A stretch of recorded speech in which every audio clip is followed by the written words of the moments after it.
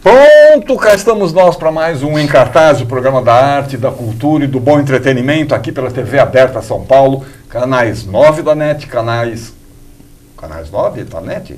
E canal 8 da Vivo, isso, canal 8 da Vivo. E em todo o território nacional pela TV Com Brasil, na Claro, na Vivo, na Sky e ainda pelo site www.tvaberta.tv.br. Mas não é só isso, tem também as nossas redes sociais, Facebook, Instagram.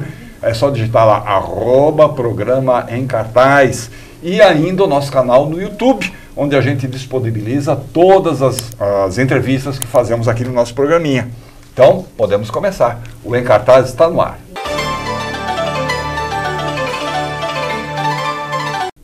Um andarilho. Uma figura meio estranha, perambula pela cidade, diz umas coisas meio filosóficas, surpreende quem o ouve. Mas quem é esse andarilho? O que faz esse homem? Rodrigo Nascimento? Tudo bem, querido? Tudo bom, cara? Prazer receber você aqui. Prazer é todo Você meu, trouxe também o nosso. Eduardo Guimarães. Prazer a Você ti. que trouxe ele que trouxe você? Quem Juntou, tá válido. Eduardo Guimarães, o diretor do espetáculo. Legal. Vocês já fizeram esse espetáculo? Já estreou? O Andante.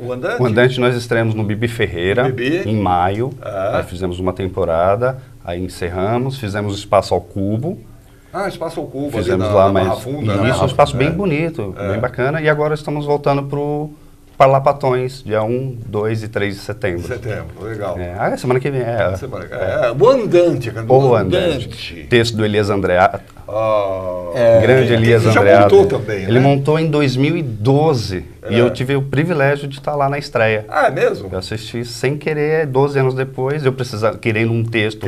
Você lembrou? Que dissesse algo, eu falei, Elias, sem conhecer o Elias, posso ler o texto?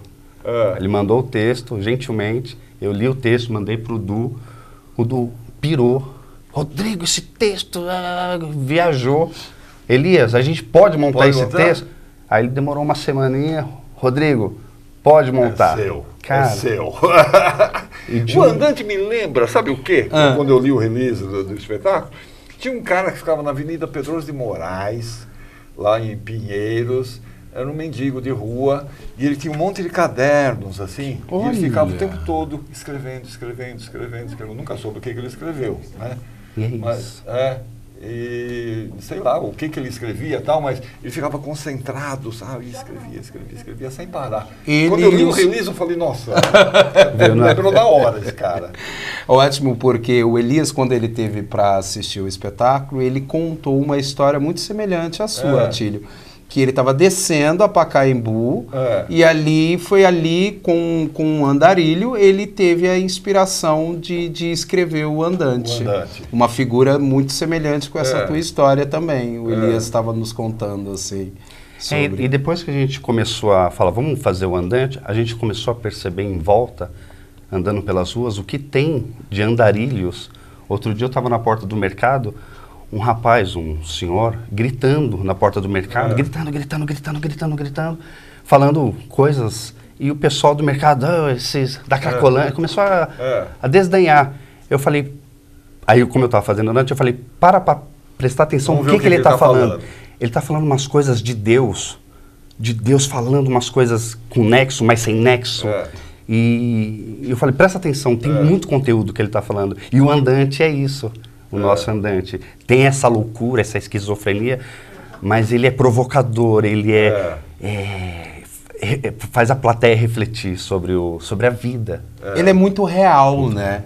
O Andante, que foi escrito aí brilhantemente pelo Elias, ele é muito real, né? Então, assim, o que a gente tem percebido na vida do espetáculo aí, por esses teatros onde o Rodrigo comentou há pouco, que assim, o quanto a plateia se identifica né? em algum momento com esse Andante. Né? Em vários momentos. Em vários, né? É curioso, então, se você for pensar, por exemplo, a Carolina Maria de Jesus, né? Ela era uma andante, Sim. andava pela rua catando lixo, Sim, catando coisas sim. para a sobrevivência dela, mas chegava em casa e escrevia e acabou resultando naquele trabalho incrível, de despejo, que é um clássico. Exatamente. Né? Exatamente. A gente, nessas minhas pesquisas, eu me apeguei muito na Estela do Patrocínio. Estela do eu acho que Patrocínio. o Andante tem muito dela. Quando eu descobri, porque assim, esse texto é uma colagem de poemas, citações, reflexões, provérbios. Quando a gente pegou o texto, a gente, caramba, para onde que a gente vai? Primeiro a gente falou, Rodrigo, falou, vamos esquecer os poemas e vamos fazer uma dramaturgia. Isso é uma dramaturgia que o Elias escreveu e entregou pra gente, vamos esquecer os poemas. Eu falei, tá, e agora como que a gente vai? Nas pesquisas, Diógenes, várias... Arthur Bispo do Rosário. Aí cheguei no Arthur Bispo e falei, é ele, mas não é ele. Quando eu cheguei na Estela do Patrocínio, eu falei, é a Estela do Patrocínio. Aí foi quando eu comecei a me sentir mais, entender esse universo desses poemas. São figuras muito curiosas. Muito complexas, totalmente, muito misteriosas. Né? Totalmente. Pô, mas Arthur Bispo do Rosário, caramba, como é que o cara produzia aquilo, aquela beleza que ele fez, né? Totalmente. A expressão dele naquilo, né? Como é que era possível fazer isso? Incríveis, né? Incríveis, né? Teve uma exposição há pouco tempo dele, Foi, né? da turma, Coisa mais fantástico linda. aquilo. A gente tem umas fotos, nós estamos falando do Andante, que vocês vão fazer lá no Parlapatrões, dias 1, 2 e 3, é isso? 1, 2 e 3 de setembro. Sexta, sábado e domingo? Sexta, sábado e domingo. Sexta e sábado às 20h30 e domingo às 19 horas. Ingressos à venda pelo Simpla. E dia 22 de setembro, a gente não está divulgando, mas vamos fazer no Fernando... 22 Já de vamos setembro, falar. lá no Fernando Torres, no Teatro Lindo, ali no Tatuapé. Lá no Tatuapé. O Parlapatões ali na Praça Roosevelt, bem no centrão ali, naquele burburinho, na ferveção. Um charme de teatro. Cadê as fotos? Quero ver as fotos do Andante. Letras lá no fundo, né? Isso. Esse cenário foi eu que fiz. Ah, é? Pô, legal. E a roupa dele ali também? O figurino é do Rai Feitosa, um grande figurinista, um querido. Um figurino. Então, isso aí me lembra um pouco o Arthur Bispo do Rosário. Então tem a referência né? de tudo, de todas essas pesquisas que nós fizemos. E as letras, no fundo, quer dizer, as escritas, né? Escritos. São palavras aleatórias. Tem ali, ó, se você prestar atenção lá em cima, tem tudo aquilo que a civilização, nossa, como que é? Gentileza, né? Me lembra um pouco Gentileza. Isso, essa história, também né? O Abisso, eu era gases puro, da Estela do Patrocínio. Porque o Gentileza era aquele mendigo, né? Exatamente. Um morador de rua que ficava escrevendo nos muros. Exatamente. No Rio de Janeiro. O Darson comentou, o Darson Ribeiro foi assistir e ele falou, Rodrigo, ele fez um texto muito bacana e escreveu a respeito disso. Parecia que eu estava andando pelo Rio de Janeiro, vendo Gentileza. Que me parece que foi tudo apagado, né? Sério? Parece que sim. Meu Deus. A prefeitura apagou, não sei se sobrou alguma coisa. Que loucura. Ali tinha aparecido a arte do espetáculo. Né? A arte ali no final do Parlapatões. Então, quer dizer, é meio que uma somatória, meio que um fragmento de todo esse universo dessas pessoas. Tal, exatamente. Né? E o Elias foi tão feliz nessa costura. Cara, eu poderia ficar falando dele aqui, viu, Atílio? Porque ele foi de uma gentileza com a gente, comigo principalmente, de uma sensibilidade artística. Além do texto, claro que ele foi muito feliz nessa costura. A gente estava no teatro, ele falou para mim, Rodrigo, engraçado, já me pediram o texto, eu nunca dei texto para ninguém. Eu não sei por que eu te dei. Não sei, ele parou. Como que é, doutor? A gente estava relembrando agora aqui as falas dele, né? Ele, no dia que ele foi assistir o espetáculo, e aí ele fez assim... Ele falou, meu Deus do céu, tanto tempo esse texto, nem eu lembrava que eu escrevi tudo isso. Será que eu conseguiria fazer de novo? Acho que não, acho que não. E ao mesmo tempo eu me sinto tão feliz de ver, no caso com o Rodrigo fazendo, de vocês aí envolvidos com o projeto. Aí ele falou assim, parou, ficou olhando para a cara do Rodrigo e fez assim... Ué, mas eu não sei por que eu entreguei esse texto a você. Ou seja, né, dentro de todas essas questões das indagações do Elias, era uma coisa assim, como eu estou feliz, né, que o projeto seguiu, obviamente, num outro formato da versão dele lá atrás, mas o quanto ele está feliz aí também com a vida, né? E a primeira vez que ele vê alguém montando um texto dele, porque ele faz os textos para ele. Os textos, todos para ele. Ele falou, é para mim. Eu vou, vai escrever para você. Eu não vou dar meu texto, nada. E ele foi assim, numa gentileza comigo, Atílio. Não, e deve ser engraçado artística. Você rever um texto que foi escrito há mais de 10 anos, né, pelo que ele falou que ficou um ano escrevendo esse texto. Um ano escrevendo esse texto. Quer dizer, muitas vezes quando você escreve alguma coisa, que você escreve é o teu momento de vida ali, né? E depois aquilo passa. Você, né, você se interessa por outros assuntos, outras coisas, né? A vida continua, né? Sim. E aí 10 anos depois você rever esse texto montado, quer dizer, deve ser um impacto mesmo. Né? E assim, com uma outra concepção, né? Uma outra coisa. Então, para ele, assim, eu imagino... E ele mesmo disse, né, no dia lá no teatro, que assim, o quanto ele ficou tão feliz, assim, com o cuidado, com a obra, com tudo, como o espetáculo estava sendo conduzido. E desejou vida e saúde para o espetáculo. Agora, a gente viu umas fotos lá, ele tem um carrinho, né? Tem um carrinho. Tipo carrinho de supermercado. Isso, né? eu ganhei... Que é onde ele anda... Eu ganhei de um supermercado. O andante anda. Eu cheguei no mercado e falei, eu estou fazendo um andarilho, você pode me dar um carrinho? Ele falou, esse carrinho é do mercado. Eu falei, mas ele está tão velhinho, e é esse que eu preciso. Ele foi e me doou.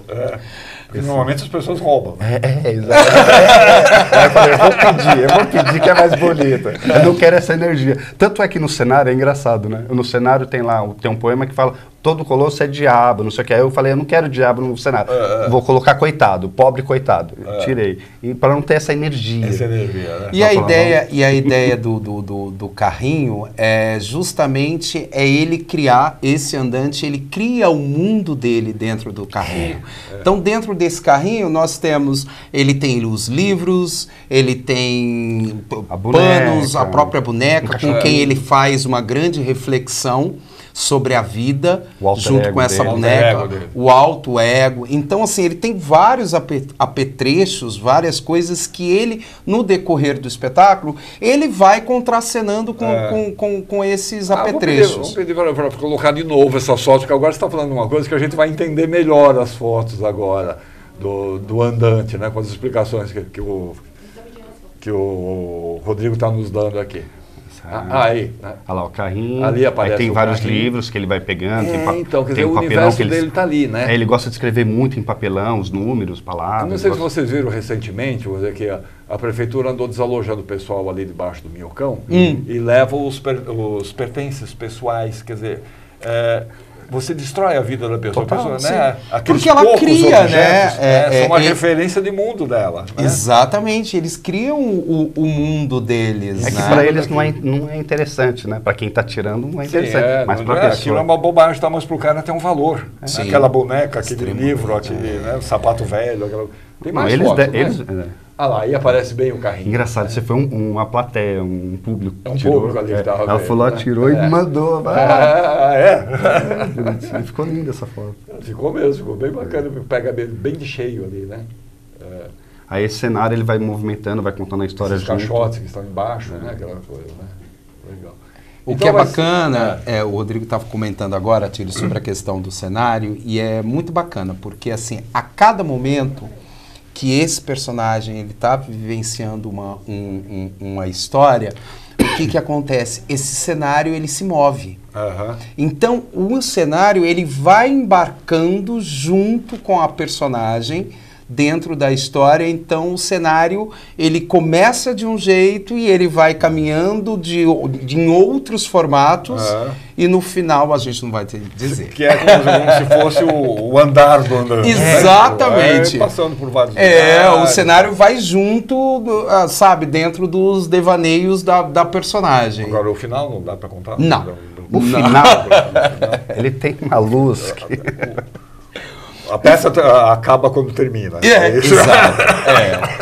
O final é aquela coisa... o final, galera. Vai precisar ir assistir.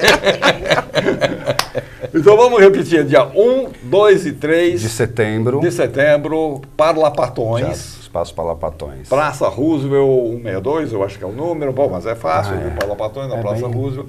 E aí, dia 22 de setembro, uma sexta-feira, às 21 horas, no Fernando Torres. No Fernando Torres. No Tatuapé. Teatraço enorme. Abusado, o garoto é abusado. Abusado, vocês estão abusando. É. O andante, o ator e o produtor aqui tá se saindo muitíssimo bem aí com o projeto. Texto e roteiro de Elias Andreá, direção de Eduardo Guimarães, Ana Greco na assistência de direção, Rodrigo Nascimento na atuação, figurino do Ray Feitosa, incrível. Iluminação do Rodrigo de Souza, um querido. A trilha do Anderson França. Maravilhosa trilha. E a Pan é que ela não quis colocar sobrenome. Ela fala, eu sou a Pan. É, Pan. É uma menina, é uma garota. Chocolates Pan. Chocolates cigarrinhos Pan. Eu falei, não, mas você não quer um sobrenome? Ela, não, é Pan. E cenografia do Rodrigo também. Maravilha. Administração da Camila, aí não vou saber Camila falar. Lasco. A minha esposa. Ah, sua esposa. Camila Lasco. Que é polonesa? É húngara. Da Hungria. 1, 2 e 3, Parlapatões, 22 de setembro. 22 de setembro, Teatro Fernando Torres, O Andante. O Andante. Gente, meu amigo. Sucesso para vocês. Parabéns pelo trabalho. Obrigado. Um abraço pro Elias, se você tiver contato com ele ainda. Já manda. Pode deixar.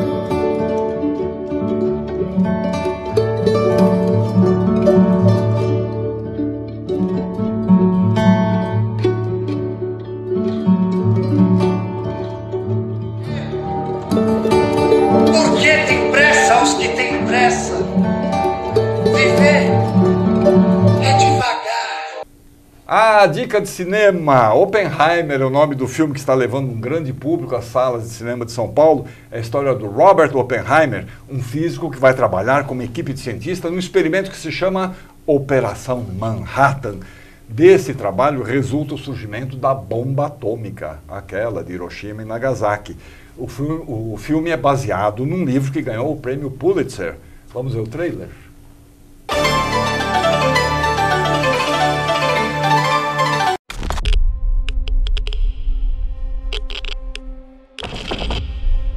This is a national emergency. Detonator charged.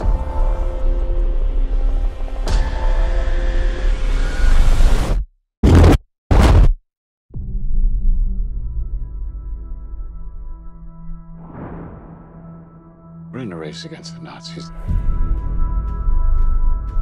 And I know what it means if the Nazis have a bomb. We have a 12-month head start. 18. How could you possibly know that? We've got one hope. All America's industrial might and scientific innovation connected here. A secret laboratory.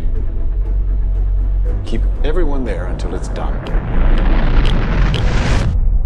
Let's go recruit some scientists. Build a town, build it fast. If we don't let scientists bring their families, we'll never get the best.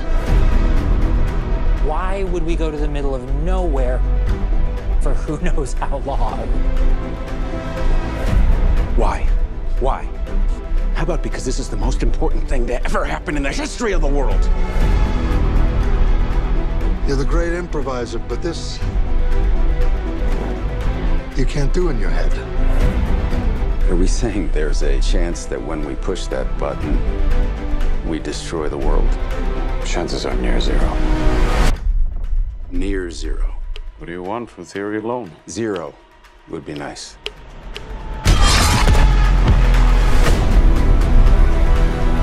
This is a matter of life and death.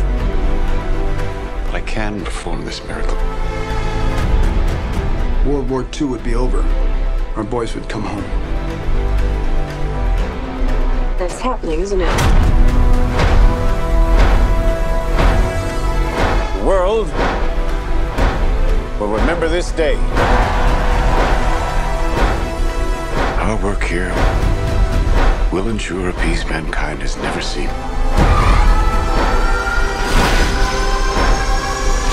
Until somebody builds a bigger one.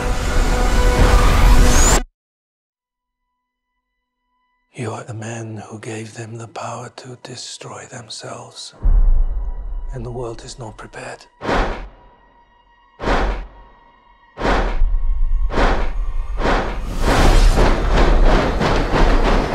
8, 7, 6, 5, 4, 3. Truman needs to know what's next. 2, What's next? 1.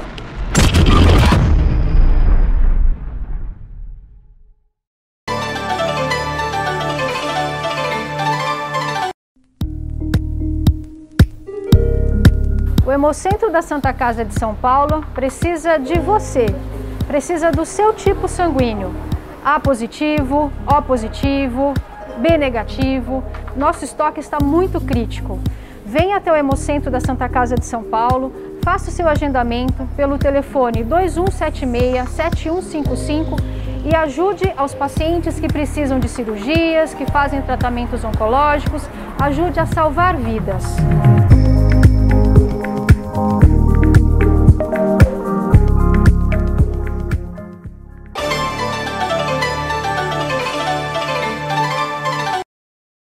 Chile, 1973, Salvador Allende, deposto pelo general Pinochet. Um grupo teatral está ensaiando uma peça, mas entre eles há um casal de militantes. O que será que vai acontecer? Michele Buesch. Ah, querido. Menina, tudo bom? Tudo bem? Meu garoto. Voltei. Depois de 45 anos, voltaram pro programa.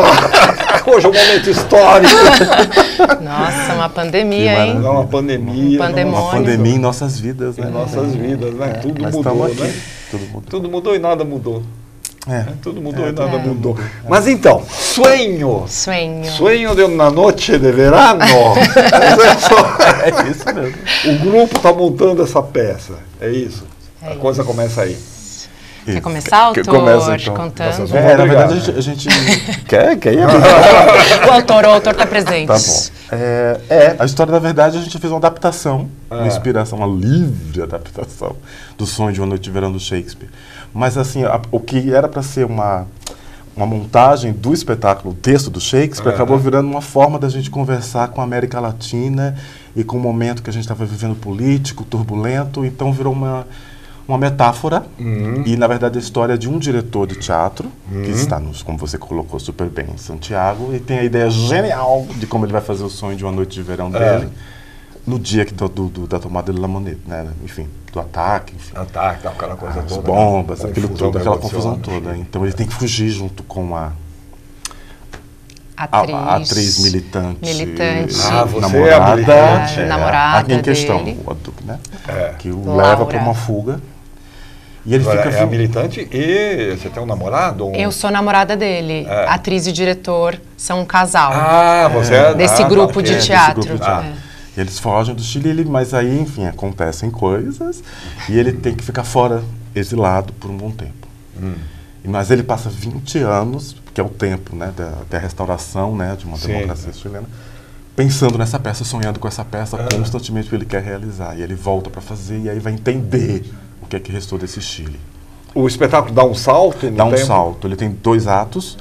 E é isso. Esse primeiro movimento é essa apresentação que eu te falei, dessa turbulência. A turbulência 73. Isso. 73. E depois a gente, né, ele volta 20 anos depois, que é o movimento do segundo ato. E aí, vamos dizer, o grupo continuou o mesmo ou já são outras pessoas? Não se sabe, isso não interessa. Não, muitos já se foram no meio dessa ditadura. Mas o desejo do sonho continua com ele. Então ele vai começar a montar e enfrenta outras dificuldades para essa montagem. E é um espelhamento muito louco, porque na verdade a gente também está tentando há um tempão voltar com a peça. É a peça dentro da peça, dentro da peça. Que a gente fez uma temporada em novembro de 2021, ali ainda, né, quando assim que liberou com as 2 doses da vacina, a gente começou a ensaiar de máscara e tudo, que era uma questão, era para ter sido em 2020 a peça, né? Foi realmente interrompido o início dos ensaios pela pandemia também. Então, a gente foi passando tudo isso junto com a história da peça, esses impedimentos todos, e aí conseguimos fazer uma temporada ao ar livre, porque era inspirado no Sonho de uma Noite de Verão, que fazia todo sentido, mas também porque os teatros não tinham ainda voltado. Uma outra coisa tinha voltado no segundo semestre de 2021. E muita gente, a gente fez nos jardins do João Caetano, no fundo, né, nos jardins dos fundos do João Caetano. Teatro João Caetano aqui em São Paulo. Teatro João Caetano, Vila Maria, tem um jardinzão lá do fundo. Exatamente, que nunca tinha sido ocupado, né? E muitas pessoas do grupo, do nosso grupo, da equipe do Sonho, sempre quiseram fazer peça ali. Uma outra falou assim, um dia eu vou fazer, um dia eu vou fazer. Então, bom, gente, chegou a hora. Chegou o momento.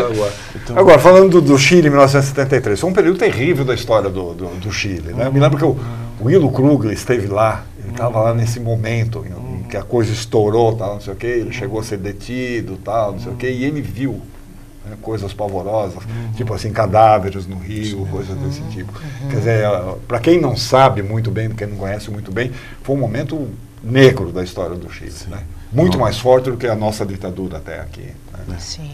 Eu acho que e eles têm uma questão também de não esquecer tão facilmente. Não esquecer tão facilmente. Porque uma das coisas que a gente fez para construir o texto, porque como a Michele colocou, a gente teve duas interrupções, né? Que foi a pandemia e depois agora esse movimento de retorno até 2023. Mas uma das questões que a gente fez antes de 2020 foi viajar para alguns países da América. Na verdade, o motor inicial foi a Operação Condor, que era aquela operação que comunicava as ditaduras na América do Sul, no sul da América do Sul. Né? Era um projeto de comunicação. Os fugitivos estão aqui no Uruguai, estão aqui no Brasil. Foi para o Paraguai.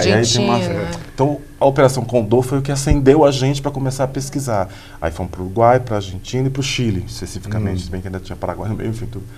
E aí, esses lugares, uma das coisas que também saltou aos nossos olhos são esses monumentos da memória, dessa memória dolorosa, que eu acho que é muito mais presente, preservada. Eles não esquecem. Eles fazem questão de não esquecer. E não esquecer, exatamente. Então, as mães lá da Praça de Maio, enfim, tem uma clareza, né, de que não se pode perdoar e esquecer tão fácil, né? Então, isso ficou muito forte, sabe? Isso contaminou a gente ao mesmo tempo e que a gente começou a tecer paralelos, né, entre um caminho político um pouco delicado que a gente foi começando a conviver e essa esfera ditatorial, né? Essa herança ditatorial, né? Porque eu acho que uma das coisas que organiza a peça é isso, né? Pensar que as bombas, o campo minado que a ditadura deixa permanece por décadas e décadas e décadas nesse tecido e gerações, esse tecido dessa sociedade que passou por isso, né? Então não é algo que a gente simplesmente descarta, acabou, encerrou, né? Não é assim tão simples, não, né? Mas assim, no Chile foi violentíssimo, né? Foi violentíssimo. Talvez a mais violenta da América Latina. Exato. Uma memória que eu tenho também desse processo é que uma sincronicidade, o Newton estava pesquisando, fazendo essa pesquisa, e eu fui em 2019 para o Festival do Chile, assistir teatro. E fui no Museu dos Direitos Humanos lá, que é, assim, algo que até hoje, né, as imagens ficam impregnadas para sempre. Aquela parede gigantesca de todos os desaparecidos, todos não, mas enfim, vários desaparecidos, mortos pela ditadura, a salinha das crianças, é muito forte, né, e eles lutam, então estavam tendo as manifestações também em 2019 lá no Chile, né, essa inspiração neles de que resistem, tentaram fechar o museu, e eles foram para as ruas, não, em 3 dias tiraram, não, vai continuar, então... E em Buenos Aires tem um lugar, assim, assustador, que chama ESMA, que é uma escola militar, que foi usada durante a ditadura por esses prisioneiros políticos. É uma experiência, assim, não é um passeio turístico, mas é um passeio histórico, antropológico, ético, que é muito importante. E assim, uma das questões que está no nosso espetáculo, que foi inspirada nessa visita, foi justamente essas mulheres que eram presas lá e que tinham que ter os filhos lá, e esses filhos eram levados para outras famílias, pessoas, enfim. Então tem uns cubículos, umas salinhas que são assim, 3x3, 2x2, onde elas tinham que parir, que é o lugar, e tem frases do que elas falavam. Meu Deus. E tem um painel gigantesco. Só de você contar, eu já estou arrepiando aqui. Tem um painel gigantesco de mulheres que pariram lá. Falei, gente, essas mulheres todas tiveram filho aqui. Enfim. E era crueldade, dizer, não, a gente vai entregar para sua mãe, a gente está em contato. Imagina, foi para não sei para onde é criança. Enfim, então toda essa história pouco que... E eu acho uma sacada maravilhosa do Newton também, assim, que ele fala que é uma adaptação, humildemente, né, do Sonho de uma Noite de Verão, mas como ele conseguiu entrelaçar a história do Sonho de uma Noite de Verão com a história desses personagens reais do Chile, que estão passando por uma ditadura, né, e essas histórias inspiradas em histórias reais também reverberam ali na história dos personagens, e da importância também das mulheres na luta armada. Porque é uma coisa também que tanto a parte né, dos militares, da ditadura, enfim, também sempre quis negar, mas também dentro da parte, né, dos próprios revolucionários também tinha um pouco esse machismo, assim, de não, são os homens que pegam em armas, são os homens que vão para a luta, e ele subverte, né, o protagonista é o Vini, o sonho do Vini, o sonho desse diretor, mas que tem essa mulher que tá na frente da luta armada e que leva ele, né, e que traz ele junto, então essa força feminina da guerreira, né, e tudo isso tem na peça. É que essa peça, eu tava brincando com o Newton, que é difícil de falar sobre a história da peça sem dar spoiler, porque vão acontecendo, né, mas cada ator faz 2, 3 personagens, assim, a gente passa por vários gêneros também, né, tem melodrama contemporâneo, tem farsa, tem tragédia, tem drama, tem comédia, né, tem vários registros. É porque esse diretor, o Vini, ele funde, né? Ele nesse sonho, nesses delírios dele, a história dele se mistura com a história do país, que se mistura com a do Shakespeare. Então ele fica compondo, né? Projetando em alguns personagens do Shakespeare, personagens, figuras da história pessoal dele, a mulher que ele ama, a mãe dela, enfim, figuras dos militares, e também do país, né? Esses ditadores todos. Então. Acho que vai ficar mais fácil da gente entender bem melhor vendo as fotos. Vamos ver as fotos do espetáculo Sueño, que vocês estão fazendo lá no Itaú Cultural. Que maravilha, na Avenida Paulista. Curtíssima temporada, até 3 semanas. 17 de setembro só, de quinta-feira a domingo, já a gente dá os horários, tudo direitinho. Cadê as fotos? Olha aí. Aí estamos. Vini e Laura, né? Vini, do casal. O diretor e a atriz. Laura. Então, esse é o casal de militantes. Esse é o casal. Exatamente. Legal. Que foto estranha é essa? Essa é da peça, essa é do Sonho de uma Noite de Verão. José Roberto Jardim, né, faz o Vini, e o Paulo de Pontes, que é também um destaque maravilhoso na peça. Que faz o nosso bottom, na nossa versão é o Nico, o minerador do Chile. Peraí, volta lá. Lá atrás a gente está vendo um cartaz de procura-se, né? É a nossa amiga aqui. Procurada política. Procurada. A Laura. A militante procurada. Já está lá com os cartazes expostos. Procura-se, la muchacha. Já fugiram. Vamos lá. As fotos são de quem? Do João Caldas. Essas são do João Caldas? João Caldas. João Caldas. Maravilhoso. Simone Evaristo, aí nesse caso ela está aí de Puck, que a gente brinca de Puca. Nosso Puck é uma Puca. É uma Puca. São só foram feitos lá no jardim do João Caetano? João Caetano. Essas fotos são da primeira temporada. Fica bonito lá, hein? Nossa, era um acontecimento com uma árvore centenária no meio do palco, que era um personagem à parte. É uma coisa meio teatro oficina, né? Aquela árvore, isso mesmo. Agora tem o Léo Pacheco. Léo Pacheco, maravilhoso. Faz os nossos militares. Falei pra ele, você fica tão respeitável com essa barba. Ele faz o militar. Ele faz o milico? Faz. Um general, alguma coisa? Exatamente. General. Ai, meu Deus, que medo. Faz o Oberon também, né? No Shakespeare. A tal árvore que você falou. A árvore ali. Maravilha. Né? A gente vai traduzir, né, cenicamente agora esse espaço, quer dizer, na medida do possível. Nós temos uma árvore cenografada agora, mas a estrutura permanece a mesma. A árvore é uma coisa é impressionante, né? Como é cenográfico, né? Como é significativo. E a gente fazia no entardecer. Então as pessoas iam chegando e estava meio entardecer, aqueles passarinhos, aquelas, né, e aquele coisa frondosa. E aos poucos a história ia afundando, ia escurecendo, com a ali luz tem um belíssima. enfrentamento, né? Um enfrentamento ali. Opa. O militar e a guerreira. A guerreira está amarrada ali. Ele me amarra, é um dos spoilers, né? Ele me captura. A culpa não é minha, mandaram essas fotos, é verdade. Mas como no Shakespeare, né? Lisandro e Hermia também fogem. Essa é a primeira cena da peça. Essa não é spoiler, porque essa é a primeira cena da peça. A primeira cena da peça. O primeiro devaneio dele é esse encontro com Shakespeare. É um encontro com Shakespeare. Onde ele vai ter Paulo de Pontes faz esse Shakespeare. A primeira centelha para... Agora eu já sei, graças ao meu encontro com Shakespeare, como eu vou fazer a minha peça, entendeu? E aí ele começa a armar, mas aí nossa amiga chega e fala, vamos embora, porque o negócio tá fedendo.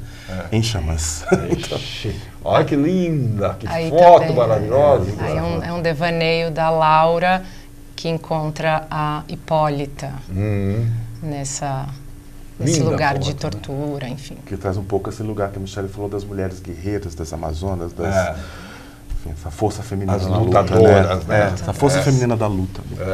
Essa brincadeira com a Hipólita, no caso, que é aprisionada lá na história do Shakespeare. E a gente liberta um pouquinho aqui. Exato. As mulheres sempre foram, vamos dizer, muito relegadas nas histórias dos países, de um modo geral. Sim, né? Exato. Essa violência contra o feminino, ela é, né?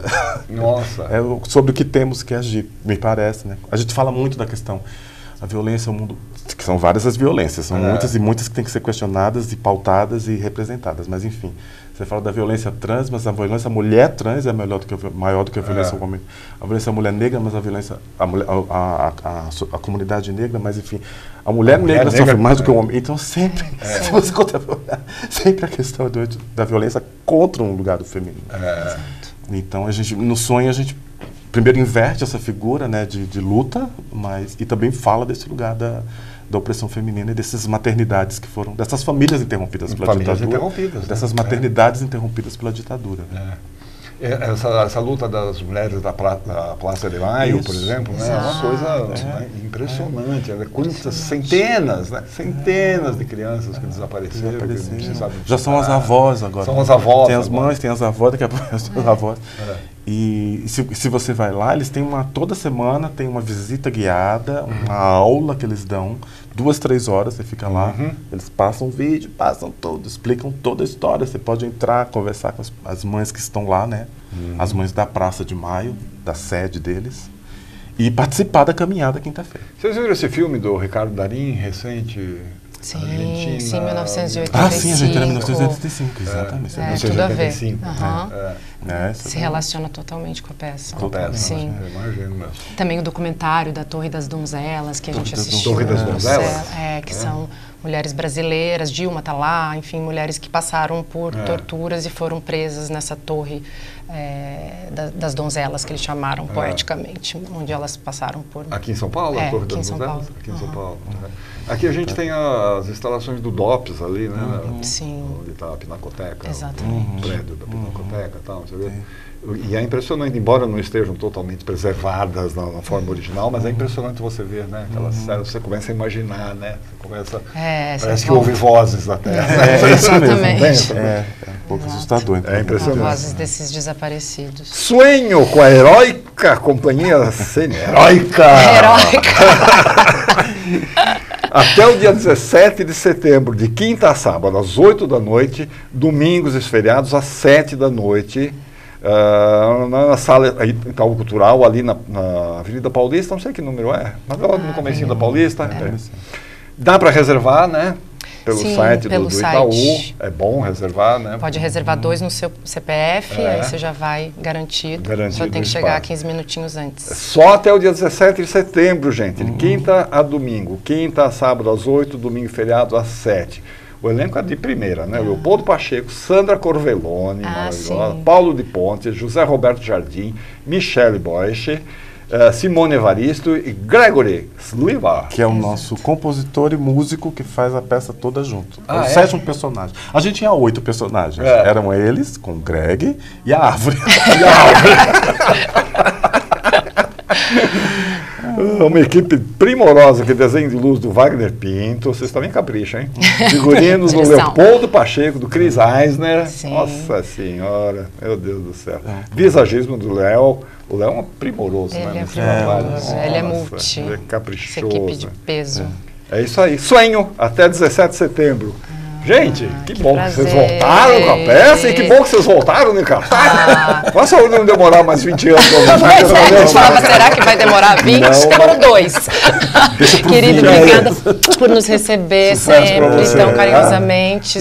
Venhamos assistir. Que prazer enorme ter você aqui. Opa, que delícia, vamos quebrar nossos óculos. Não, pelo amor de Deus, a briga de óculos. Deixa eu ver o que vai acontecer aqui agora. Perdi. Ah, tá aqui. Já vi, agora é hora das atrações culturais que vão acontecer por esse imenso país afora. É a nossa Agenda Brasil para você se programar.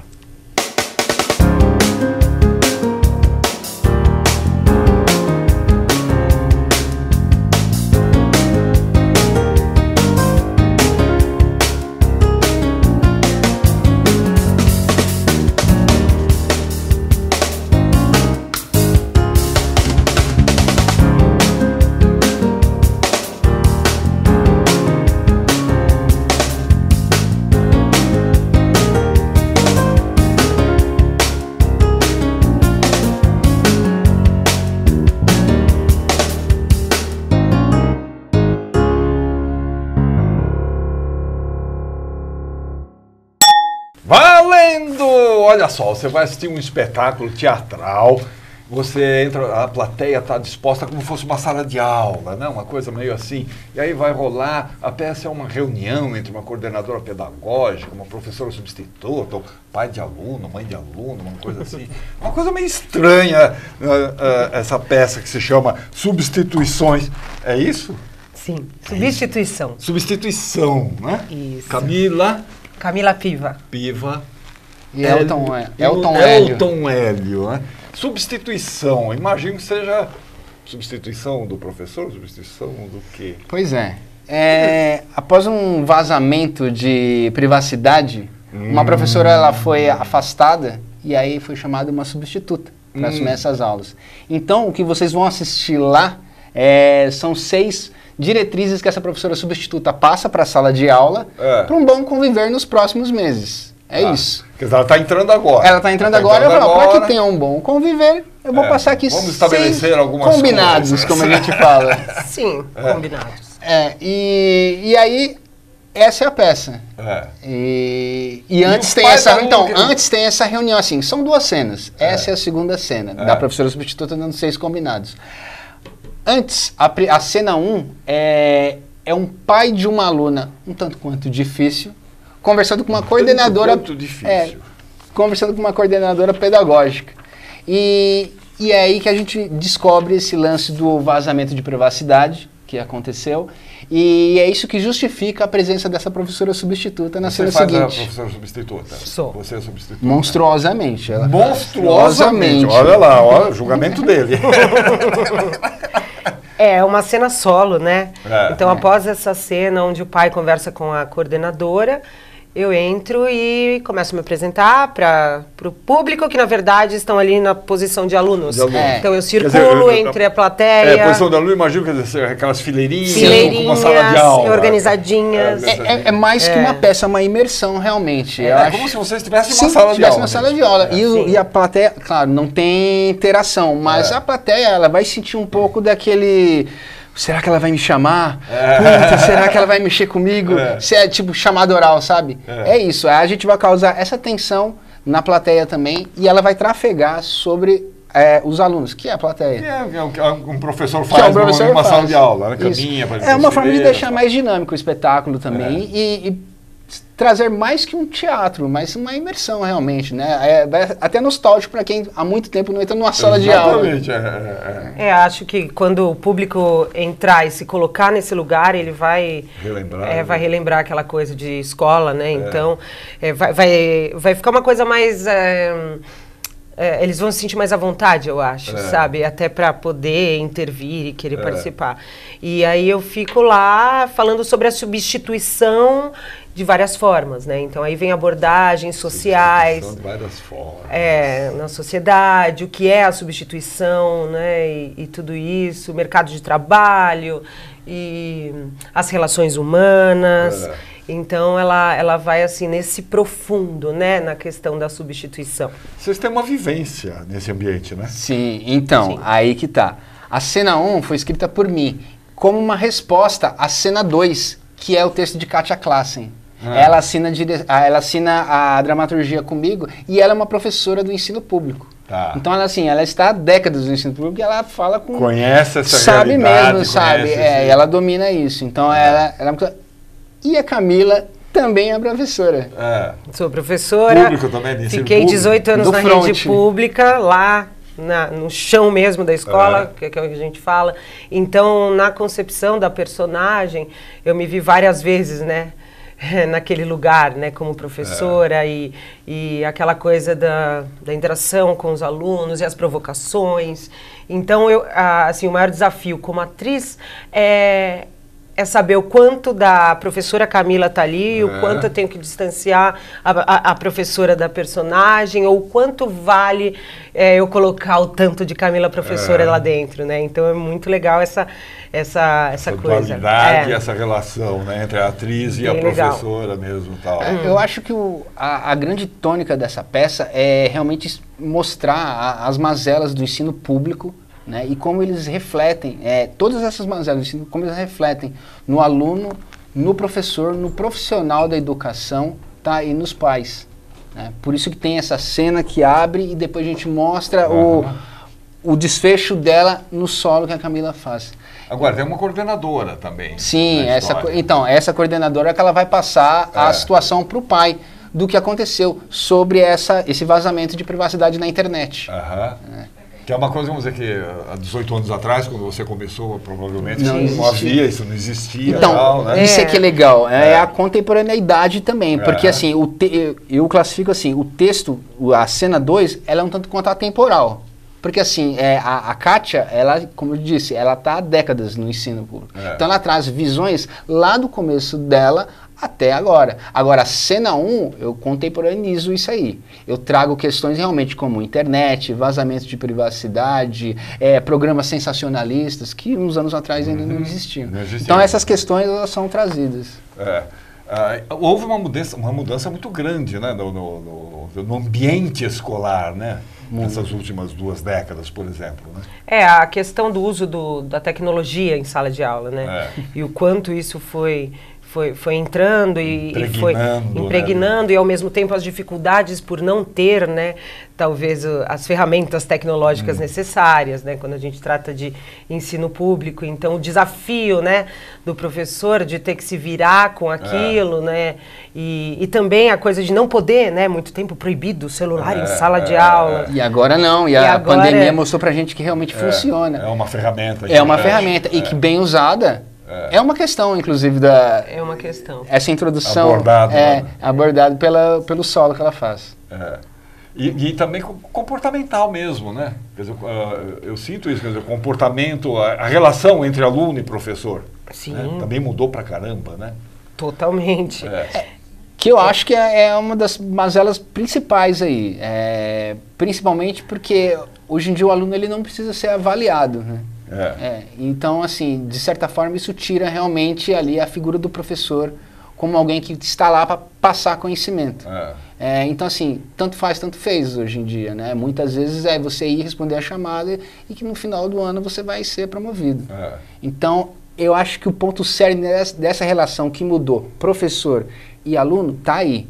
Sabe? O professor não é mais o cara que vai lá para passar um conhecimento, mas sim para anotar o nome dele na chamada e o estado que se vive. A questão é construir o conhecimento juntos, né? Dar voz ao aluno, desenvolver a questão do protagonismo, que aí quando a gente entra na realidade mesmo, né? E como é colocado e até onde pode, até onde não pode... Aí que o negócio fica complicado, né? A prática na teoria é maravilhoso, né? Na prática a gente tem bastante dificuldades e tal. E a questão do respeito, né? Que o professor, a figura do professor antes e agora, né? E até onde os alunos se sentem provocados ou não. E você consegue entender durante o desfecho da cena que tanto ela como eles têm as suas razões por ser como são, né? Porque ela vai mostrando ali, ora dores, ora alegrias, ora ela tá empolgada e ora ela tá assim. Então você fala, não, é compreensível diante do quadro. Acho que é um passeio por todos os ciclos que o profissional da educação passa. Quando ele sai da faculdade, que ele quer mudar o mundo, ele quer, eu quero... E aí o Estado, né? O Estado, o ensino público vai deteriorando esse âmago aí e você vai descendo. Aí a gente começa a discernir depois quem é o que continua pela ideologia e quem é o que continua só para manter o cargo dele público ali. E a questão do embate, por exemplo, tem um professor, tem um pai de aluno aí, pai de aluno ou pai de aluna? De aluna. De aluna. Pai de aluna, né? Que teve alguma, sei lá, intimidade devassada, alguma coisa desse tipo, né? Essa relação de professor, coordenador com aluno... É um embate. Também é outro embate. É um embate, isso é legal também, porque também mudou essa relação, né?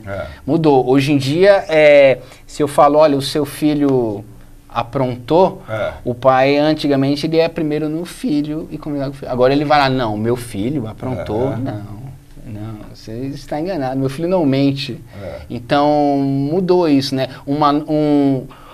Uma nota baixa, o pai hoje em dia vai reclamar com o professor, né? É uma justificativa. Isso, um comportamento que é um tanto quanto desviado do que a gente julga normal.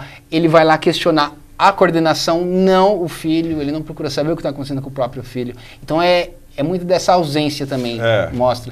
A ausência tanto do Estado para com o professor e dos pais hoje em dia para com os filhos. Agora, você estava falando que a substituta entra lá e ela vai estabelecer, vai esclarecer... Os combinados. Combinados. Um combinado que ela fez sozinha, né? Porque combinado ela tinha que fazer que ela combinou com ela eles. mesma. Aí ela mesma combinou. Então, sempre mostra essa coisa, né? Esses dois lados, né? Será que é um combinado? Até que pode ser um combinado? E aí ela vai colocando regras, na verdade, né? Então Você pode dizer uma, por exemplo? Só para não revelar seis. Ela fala que não vai permitir... começa a explicar que não vai ter aula diferente, então que as aulas dela vão ser tranquilas, que não vai precisar usar nada, não vai ter apresentação em grupo, para eles ficarem bem tranquilos. Então assim, vocês não vão precisar se esforçar, sabe?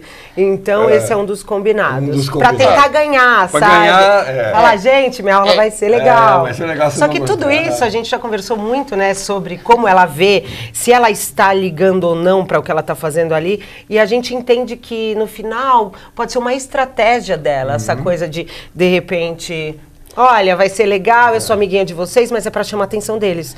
Porque ela questiona a princípio, né? Ela fala, olha, eu tenho ódio quando um aluno me pede uma aula diferente. E aí ele explica que é uma aula diferente. Só que todo o contexto, quando acabar a peça, você vai fazer... Realmente ela conseguiu dar uma aula diferente. Uma aula diferente. Esse é o mais legal. Porque ela, a princípio, como ela é mais das antigas, ela recusa esse lance da aula diferente. Mas no final, cara, pela performance que ela fala, realmente ela fez com que essa classe assistiu uma aula diferente. Uma aula diferente. Então a gente tem a Camila Piva fazendo a professora substituta, Leal Duarte faz o pai. Sim, menina, seu Ronaldo. E a Gabriele Felipe faz a coordenadora, né? A gente tem uma foto aí dos três, eu acho, não tem? Temos uma foto. Tá lá todo mundo? Sim. Nossa, você tá completamente diferente ali, menina. Três, né, cara? Nossa! Acabada. Ela deve ter dado umas 7 aulas nesse dia. 7 aulas. Isso é uma outra coisa, né? Que é o desgaste. Chega no final, parece um soldado saindo da guerra. Num dia chuvoso ainda, porque é um dia chuvoso. Enfrentou trânsito. Ela caiu, né, na rua, ela já se lascou inteira. Então ela chega ali já... Como substituta, que também assim... Que também é uma coisa precária, se a imagem do professor titular já está deteriorada, imagina do substituto. Que é precário, né? Ele tá ali numa situação precária. Uma situação transitória. Por isso que ela tenta estabelecer esses 6 combinados aí. Eu sei que assim, vocês não acreditam em mim, eu também não acredito em vocês, mas vamos manter uma convivência bacana? Vamos tentar conviver aqui, vamos tentar não nos matar? Minimamente. Vocês vão estão fazendo já? Não, cara. De 2 a 30 de setembro. Isso.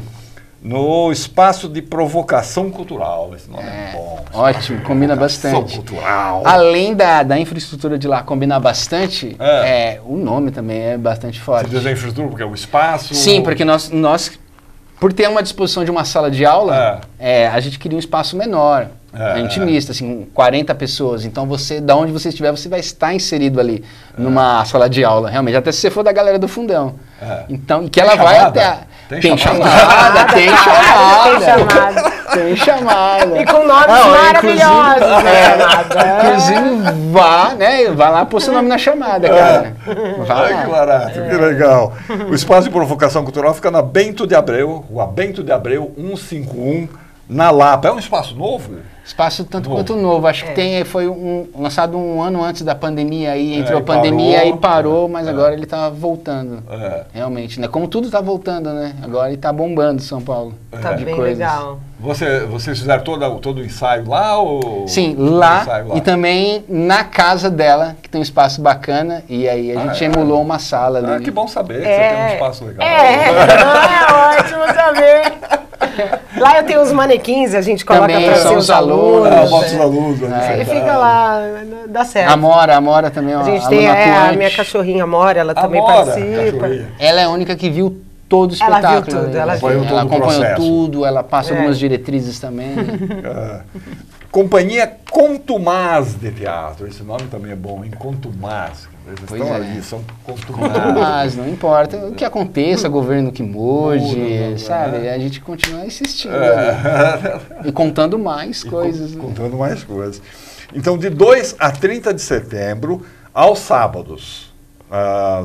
Aqui está 20 horas e 8 minutos. É isso mesmo, é isso. Para dar um respirinho, né? 20 horas e 8 minutos. Porque de repente 20 horas e 8 minutos. Assim, pontualmente 8 minutos. Eu achava que era erro de estação, não, tá certo. É 8 mesmo. Sábados, todos os sábados de setembro, às 8 horas e 8 e 8.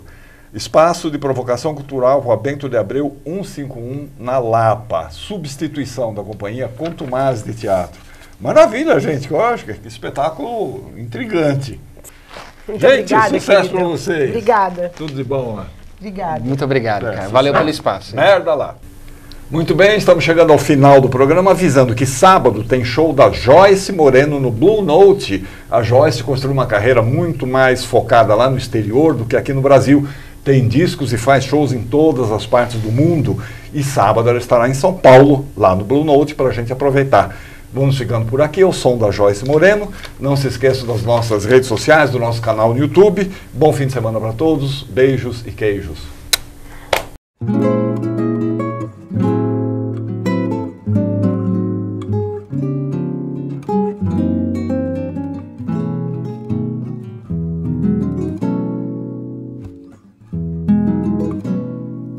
Uma vida, uma voz, uma vela, uma veia, uma chama, uma luz, uma jura de amor, um feitiço, um encanto, um quebranto, um destino, uma cruz, uma praga de mãe, um espinho, passarinho num céu de urubus, maltratada emoção, desbotada ilusão, apesar desse pano sombrio, ainda brilham paixões, brasileiras canções costuradas no céu do Brasil. Uma vida, uma voz, uma vela, uma vez.